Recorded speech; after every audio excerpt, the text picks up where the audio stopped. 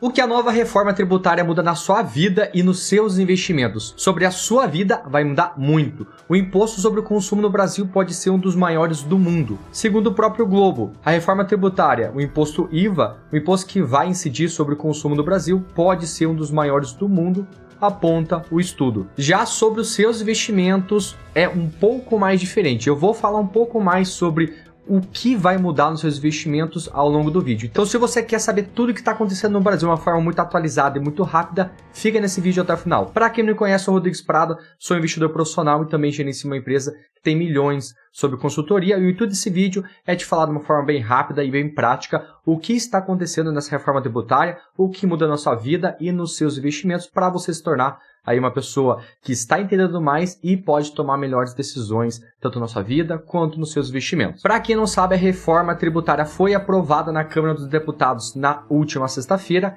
e agora seguirá para o Senado, onde eles podem fazer correções e melhorias. E o que me impressionou muito, né, de sexta para cá foi essa rapidez tão grande que de um dia em 24 horas eles aprovaram esse texto de mais de 120 páginas, que demoraria muito tempo, né? Num tempo hábil aí que a gente fala dos advogados, eu conversei com alguns, eles falaram que demoraria uma média de 120 a 1 ano para estudar muito a fundo essa nova proposta e ver todos os detalhes. Ela foi aprovada muito rápido e a gente tem que saber o que está acontecendo lá dentro para tomar as melhores decisões. E eu até explico para algumas pessoas por que passou tão rápido assim na Câmara dos Deputados, coincidência ou não.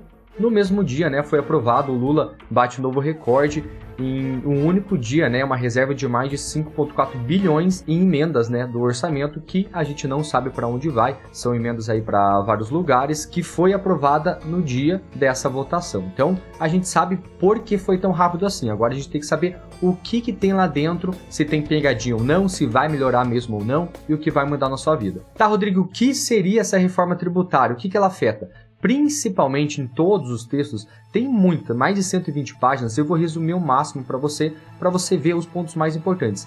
E essa reforma ela foca muito mais nesse momento agora, principalmente no consumo, como mudanças nos impostos sobre bebidas alcoólicas, que é muito alto, cigarros, sobre chocolate, cereais. Tem também mudanças sobre o IPVA, né, que seria o imposto aí sobre veículos, imposto predial, que significa do IPTU, imposto também sobre herança, imposto sobre doação, que é o ITCMD. E qual que é o intuito dessa reforma? O intuito dela é muito bacana, que o intuito seria simplificar o sistema tributário, substituindo esses 5 grandes impostos por 2 impostos. Quais são os 5 grandes impostos no Brasil? É o PIS, COFINS, o IPI, o ICMS e o ISS. Então, para você ter noção, o Brasil é o país que mais gasta horas para a gente calcular quanto imposto deve para o governo.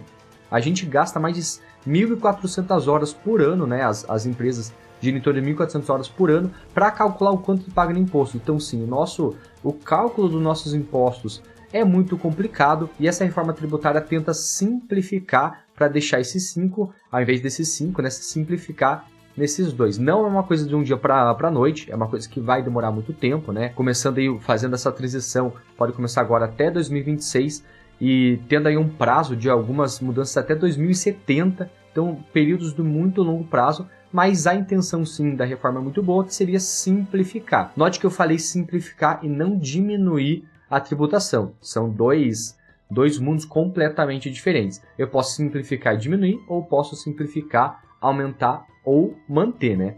Mas a reforma ele tenta simplificar e a tendência é que sim, aumente infelizmente alguns impostos. Sim, haverá então um foco muito maior na tributação do consumo, mas a arrecadação total de impostos será mantida ou até um pouco aumentada para cumprir a responsabilidade fiscal. Para você ter noção, um governo não pode mudar algumas regras, né? Algumas leis que tenha um déficit fiscal muito grande, ou seja, ele tirou de uma parte, ele tem que suprir de outra. Por exemplo, se o Estado, se a nação ela quer diminuir os impostos, ela tem que diminuir gastos. Se ela diminui de um lugar, ela tem que aumentar de outro, ou diminuir de ambas as partes. Não basta apenas cortar impostos. Tem que sim cortar impostos e diminuir gasto. Como o governo não vai diminuir gastos, a ideia é cortar de alguns lugares e aumentar de outros lugares. Essa é a balança do governo que está fazendo agora. E a reforma também ela aborda algumas questões relacionadas bastante à transparência, à complexidade que eu falei, né, que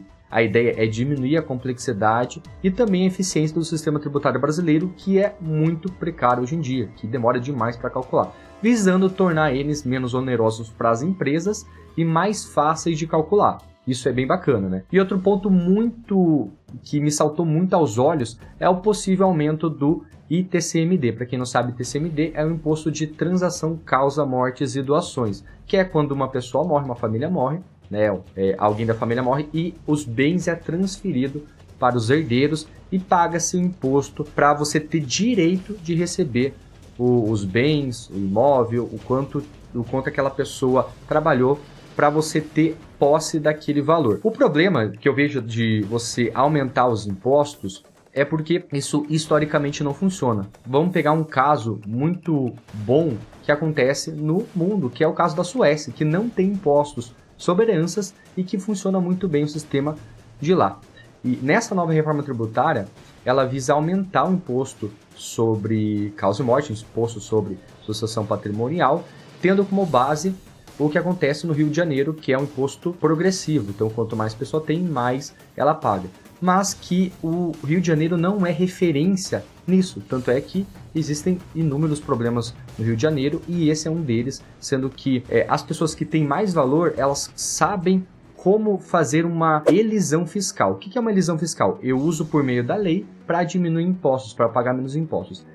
Evasão fiscal é uma coisa errada, né? Significa não pagar impostos. Mas elisão fiscal eu entendo a lei para pagar menos impostos. Então, sempre quando você tenta taxar ao máximo os super ricos, eles sabem muito bem a lei para conseguir diminuir impostos. Quando você aumenta essa carga tributária, ela afeta demais na classe média. Por exemplo, uma família que tem duas pessoas que sustentam a casa, o pai e a mãe ali, enfim, o casal que sustenta a casa, infelizmente um vem a óbito muito mais cedo e possivelmente uma classe média ficou 30 anos, ficou 20 anos economizando para comprar uma casa.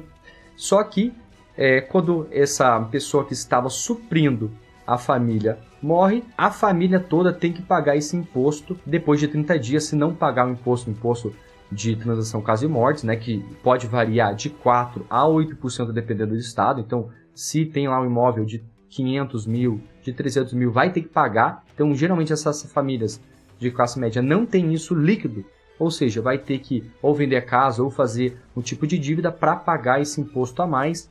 E, para piorar, não vai ter o auxílio daquela pessoa provedora para aquela família. Então, é muito perigoso a gente aumentar esses impostos assim, porque as pessoas mais afetadas é a classe média. E até as pessoas que têm muito dinheiro sabem disso, como por exemplo o nosso próprio presidente. Para você ter noção, 75% do patrimônio do nosso presidente Lula está em previdência, ou seja, a previdência é onde paga menos imposto sobre os investimentos e em vários dos casos não paga imposto sobre sucessão. É muito ambíguo essa parte, né? Tem juízes que cobram, tem juízes que não cobram imposto sobre herança, né, de previdências. Então, o nosso próprio presidente faz uma elisão fiscal, ou seja, por meio da lei para pagar menos impostos. Então, seria um pouco de contrassenso a gente prever e ficar aumentando tantos impostos assim, sendo que os nossos próprios governantes fazem de tudo para pagar o menos imposto possível. Você concorda, né? Ninguém gosta de ficar pagando imposto. A gente gosta de ter mais dinheiro para a gente ter uma vida melhor, uma vida mais saudável e curtir mais e a gente ter uma liberdade financeira mais rápida. Essa é a intenção de um Estado mais liberal. Beleza, Rodrigo, mas vai aumentar a carga tributária? Dentro do plano estratégico do governo Lula, eles prometeram que não iam aumentar a carga tributária antes da eleição.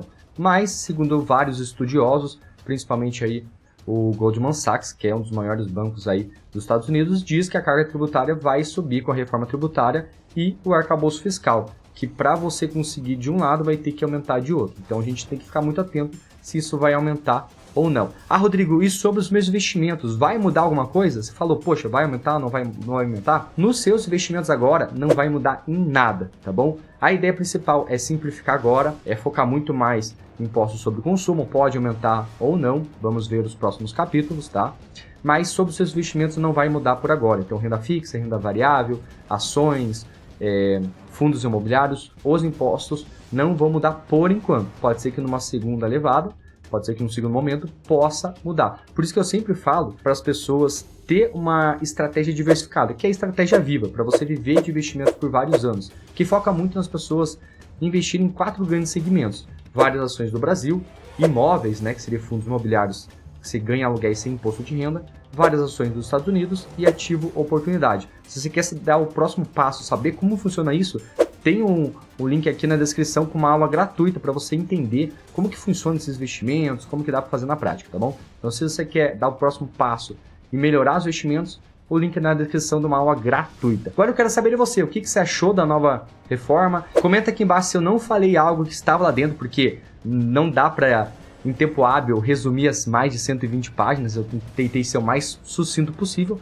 mas coloca aqui embaixo o seu comentário, o que você achou, se você achou positivo, negativo. Todo lugar, né, toda reforma, eu gosto de falar que tem pontos positivos e pontos negativos. Então coloca um ponto positivo e negativo que você achou dessa nova reforma tributária, que eu quero saber a sua opinião, que eu também aprendo com vocês, eu também ensino para vocês.